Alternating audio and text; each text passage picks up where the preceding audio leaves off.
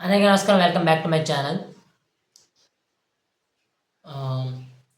యాక్చువల్‌గా ఈరోజు వచ్చే videos of series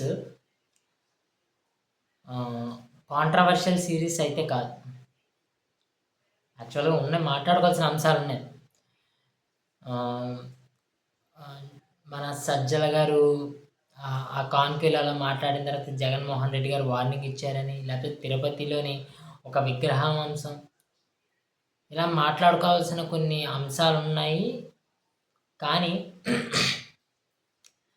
Pawan Kalyan గారు చేస్తున్నటువంటి, పవన్ కళ్యాణ్ ద్వారా ప్రేరితమయ్యి జరుగుతున్న పనుల గురించి మనం డెఫినెట్గా మాట్లాడుకోవాలి.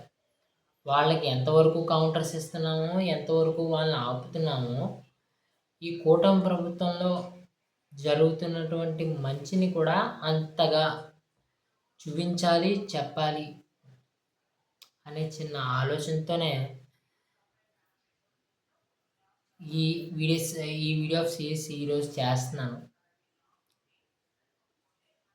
ఇవి యాక్చువల్గా మీరు వినేసినవే, కానీ నేను కూడా చేసి నా ద్వారా కూడా ఈ విషయాలు తెలియని ఒక ఇద్దరికో ముగ్గురికో చేరితే బాగుంటుంది అనే అంశం మీద నేను ఈ వీడియోలు చేస్తున్నాను ఈరోజు. అంతేకాదు, తప్పకుండా కూటమి ప్రభుత్వంలో ఆ మంచిలో పవన్ కళ్యాణ్ గారి పాత్ర ఉంటే గనక తప్పకుండా ఎన్ని ఇంపార్టెంట్ వీడియోస్ ఉన్నా సరే ఫస్ట్ నా నుంచి ఆ వీడియోనే వస్తుంది. ఇంకా వీడియోలోకి వెళ్తే, కుంకి ఏనుగులు యాక్చువల్గా ఇది అందరికీ తెలిసిన అంశమే కదా. కుంకి ఏనుగులు పవన్ కళ్యాణ్ గారు కర్ణాటక గవర్నమెంట్ మాట్లాడి తీసుకురావడం జరిగింది. దాని గురించి మన వైఎస్ జగన్మోహన్ రెడ్డి గారి పార్టీ ఎంత రాద్ధాంతం చేశారో తెలుసు. సాక్షి పేపర్ ఎంత రాద్ధాంతం చేసిందో కూడా తెలుసు, మీడియా ద్వారా కూడా తెలిసిన అంశం. అయితేనే ఇటీవలే కూడా దానికి సంబంధించిన ఒక ఆపరేషన్ జరిగింది. ఆ ఆపరేషన్ కూడా సక్సెస్ అయింది. కుంకి ఏనుగులు గ్రామాల్లోకి వస్తున్నటువంటి ఏనుగుల్ని అడవిలోకి తిరిగి పంపించే కార్యక్రమంలో ఒక ఆపరేషన్ కూడా సక్సెస్ అయింది. ఇప్పుడు దీన్ని మరింత టెక్నాలజీ జోడించారు. ఆర్టిఫిషియల్ ఇంటెలిజెన్స్తో కూడిన సీసీ కెమెరాలను ఉపయోగిస్తూ, అంతేకాదు ఈ ఎలిఫెంట్ టాస్క్ ఫోర్స్ పేరుతో ఒక బృందాన్ని ఏర్పాటు చేసి దాంట్లో పంచాయతీ, పోలీసు, విద్యుత్తు, రెవెన్యూ వీరి నలుగురిని లింక్ చేస్తూ ఒక టీంని ఏర్పాటు చేసి వాళ్ళ ద్వారా డ్రోన్స్ కానీ, జీపీఎస్ ట్రాక్ సిస్టమ్ ద్వారా కానీ ఈ ఎలిఫెంట్స్ని ఎప్పటికప్పుడు మానిటరింగ్ చేస్తూ ఉన్నారు. ఇవి ఎక్కడెక్కడ తిరుగుతున్నాయి, ఎలా తిరుగుతున్నాయి, ఇవి ఇటు వచ్చే ప్రమాదం ఉందా అని గమనించుకొని ఇవి గ్రామాల్లోకి వచ్చేస్తున్నాయి, గ్రామాల దిశగా బయలుదేరుతున్నాయి అన్న పరిస్థితికి కనిపెట్టినప్పుడు 1 కిలోమీటర్ లేదా 2 కిలోమీటర్ల దూరంలో ఉన్నప్పుడు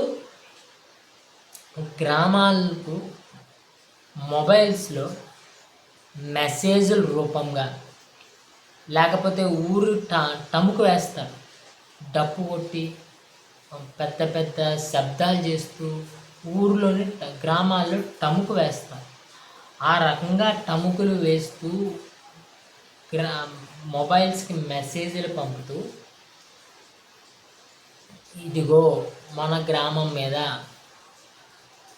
ఏనుగులు వచ్చే ప్రమాదం ఉంది, అవి ఇటుగా సాగుతున్నాయి, మీరు జాగ్రత్త పడండి, ఇళ్లలోకి వెళ్ళిపోండి అని ఒక సమాచారాన్ని పంపడం, వాళ్ళని ప్రాణహాని జరగకుండా కాపాడడం అనే ఒక అంశం అయితే, ఇవి వస్తున్న వెంటనే ఇవి దగ్గర పరిగెకొల్ది ఈ కుంకి ఏనుగులను కూడా తీసుకొచ్చి అక్కడ సెట్ చేసుకొని, సో అవి వచ్చినప్పుడు వెనక్కి పంపిస్తూ వీళ్ళని సేఫ్ గార్డ్, అంటే గ్రామ ప్రజలను కూడా సేఫ్ గార్డ్ చేసుకుంటూ ఎక్కడ ప్రాణహాని జరగకుండా చూసుకునే విధంగా కళ్యాణ్ గారు చాలా అద్భుతమైన ఆలోచనతో దీన్ని మొదలుపెట్టడం జరిగింది.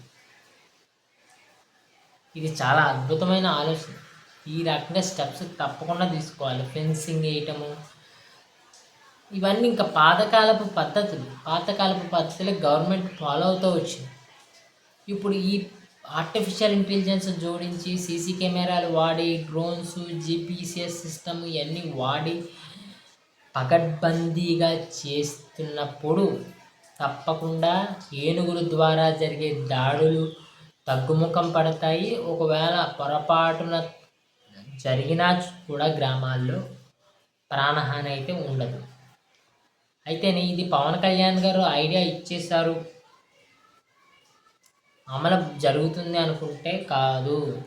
దీన్ని చిత్తశుద్ధితో అటవీ శాఖ వారు లేకపోతే దానికి సంబంధిత ప్రతి శాఖ వారు ఒళ్ళు దగ్గర పట్టుకుని చేస్తే తప్పకుండా ఈ ఏనుగులు గ్రామాల మీదకి రావడం అనే సంఖ్యను లేకపోతే ఆ సంఘటనను తగ్గించవచ్చు అనేది క్లియర్గా అర్థమవుతుంది. నా వీడియో కనుక నచ్చితే లైక్ చేసి షేర్ చేసి సబ్స్క్రైబ్ చేసుకోండి. Thank you.